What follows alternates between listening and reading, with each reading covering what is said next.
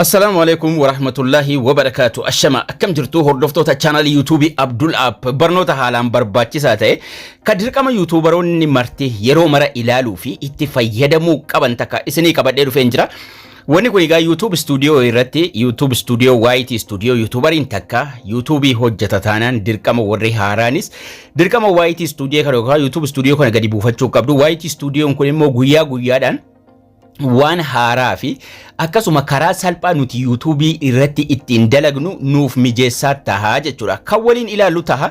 Akkasuma waan takka isiniin jechuu barbaada. Obboleeyyan baay'een barnoota duraan darbe irra deddeebitanii nagaafataa jirtu. Chaanaalii kiyya jala seenuudhaan mata duree playlistii keessa mata duree playlistii kana jala yeroo seentan warri haaraan barnoota TikTokii wal qabate guutuun bakka takkatti hidhame, barnoonni Facebookii bakka takkatti hidhame, seerri YouTube yoo keessa seentan ka barbaadan mata duree dhimma irratti barbaadan keessa seenuudhaan waan feetan argachuu dandeessu. Barnoonni video editingii, barnoonni akkaataa YouTube itti baratan, barnoonni emailii hundinuu tartiibaan ni argattu. Isiniin jechaa egaan gara barnoota keenyaatti yeroo deebinu YouTube Studio irratti recap waan jedhamu tokko waliin ilaalla. Recap kana ka torbaniitiif ka baatii waliin ilaallee ture duraan. Amma garuu waan biraa irratti ida'ee jira. Kan YouTuberoonni marti yeroo YouTube dalagdan dirqama of ilaaluu qabdan.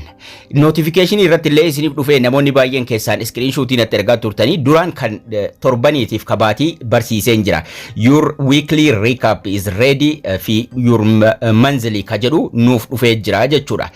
So notification kana maal inni ka jedhu namoota baay'ee irra deddeebitanii nagaafataa turtan. So tartiibaa waliin ilaalla. Keessattuu waa'ee recommendation irratti namoonni hubannoo isaa hin qabne baay'ee jiru. Dirqama immoo hubannoo isaa qabaachuu qabdu.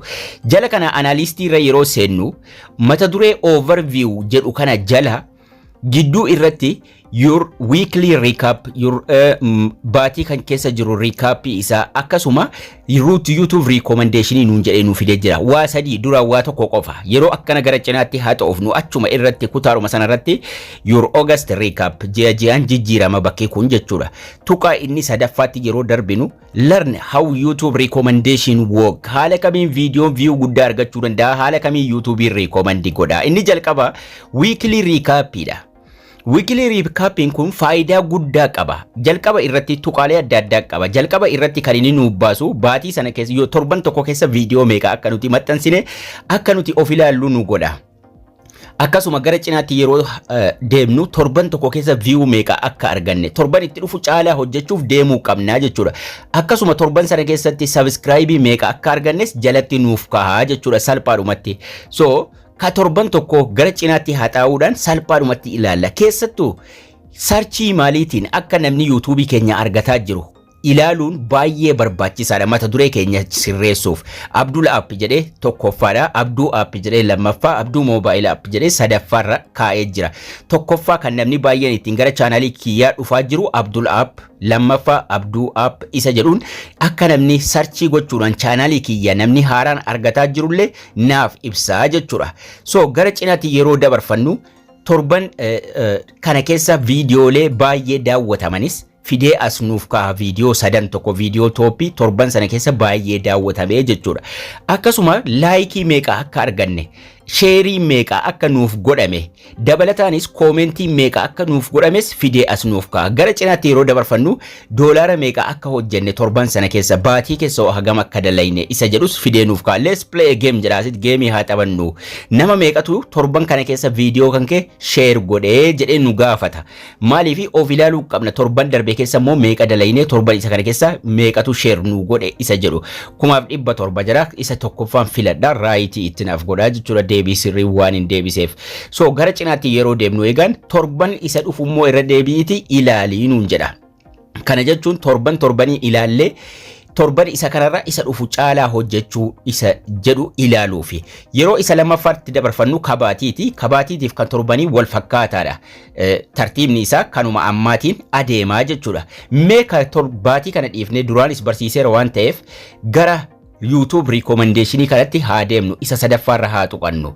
YouTube recommendation haala kamiin hojjeta? YouTube recommendation kun YouTubein viidiyoo keenya nama biraatti yeroo geesse agarsiisu ulaagaan isaa maalinni haala kamiin view guddaa argachuu dandeenya. Asirratti wanni guddaan kutaa lamaffaa kana irratti do your video stand out to people nun jedhee akka gaaffiitti nu gaafate.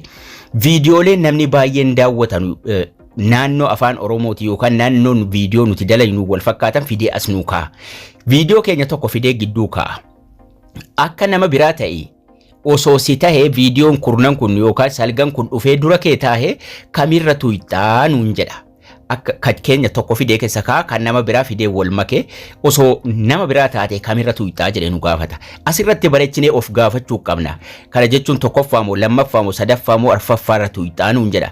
Kana jechuun suuraadhaan wal madaalaa jira. Mata dureedhaan wal madaalaa jira. Mata duree isin barreeffattan suuraan isin fiddattanii kaayyattan jara kanaan wal madaaluu qabaa jechuudha. Kanaafuu suuraan kiyya hagam achi keessaa bareeda isa jedhu of ilaaluu qabdu bareechitanii dalaguu qabdu jechuudha.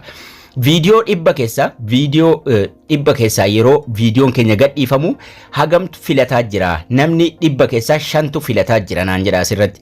Garuu viidiyooleen baay'een guyyaa jalqabaa irratti nama 10tu dhibba keessaa 10tu daawwataa nuun jedha. Kana jechuun kiyya dadhabaadha jechuudha. Ka barumsaas waan ta'eef namni barumsicha barbaadu qofa irratti tuqa. Isin garuu of ilaaluu qabdu. Viidiyoo daqiiqaa 8 yeroo hojjennu daqiiqaa meeqatu nuuf daawwatamaa jira? Kiyya daqiiqaa 2 sekondii 50 jira. Akka average namni baay'een irra tuttuqu. Viidiyoon namni baay'een gadhiisaa jiru garuu haga daqiiqaa 4-10 osoo daawwatame bareedaa jedha. Kanaafuu viidiyoo barumsaas osoo xumurtanii daawwattanii baay'ee bareedaadha. Kana jechuun average isaas ol namaaf kaha waan ta'eef jechuudha. Namoonni istaarii kana siif kennaa jiran hagam jaallatanii istaarii kennaa jiru. Yeroo istaariin kun isinitti dhufee viidiyoo kana istaarii kennuun baay'ee barbaachisaadha. Yeroo tokko darbee viidiyoon kun recommend kan sitti godhame bareedaadha ka jedhu isiniif godha waan ta'eef jechuudha. Kanas duraan barsiisee irra dabarfadheen jira. Kanaafuu YouTube recommendation kana torbanii yoo dhuftanii ilaaltan akkasuma baatiidhaanis recap keessa yoo ilaaltan of fooyyessaa deemtu jechuudha. Of fooyyessuun sun akka chaanaaliin keessan guddataa deemu. Suuraan kiyya kan nama biraatiin hagam walitti dhiyaata. Akkasuma hagam mo'achuu danda'a. Osoo viidiyoon 10 nama dura qabame kiyya keessaa tokko tahee kiyyarra tuqamoo kan nama biraarra tuqa. Recommendation jechuun kana. YouTubein namatti beeksisa yoo namni baay'een irra tuquu dide chaanaaliin sun dadhabeetuma hafaa jechuudha. Akkasuma YouTube algoritmii barachuu qabdu ilaaluu qabdu jechuudha. YouTube recap kanagaa overview jala argattu ka torban tokko keessa galii hagam akka galchitan view meeqa akka galchitan baatii keessa akkasuma recommendationiin sunoo akkam fakkaata isa jedhu sirriitti ilaaluu qabdu. Keessattuu yeroo viidiyoo maxxansitan suuraa keessan miidhagsuudhaan sirriitti maxxansuu qabdu. Suuraa bareedaa suuraa nama hawwachuu danda'u yoo maxxansitan namni viidiyoo keessanirra carraan inni viidiyoo keessanirra tuqu guddataa adeemaa jechuudha. Kanaafuu itti fayyadamaa isiniin jechaa egaan barnoonni keenya har'aas kana fakkaata akkasiin irraa barattanis abdii guddaan qaba. Laayikii sheerii gochuu hin dagatinaa isiniin jechaa haga barnoota kutaa itti aanu walitti deebinutti turtii gaarii nagayaan tura.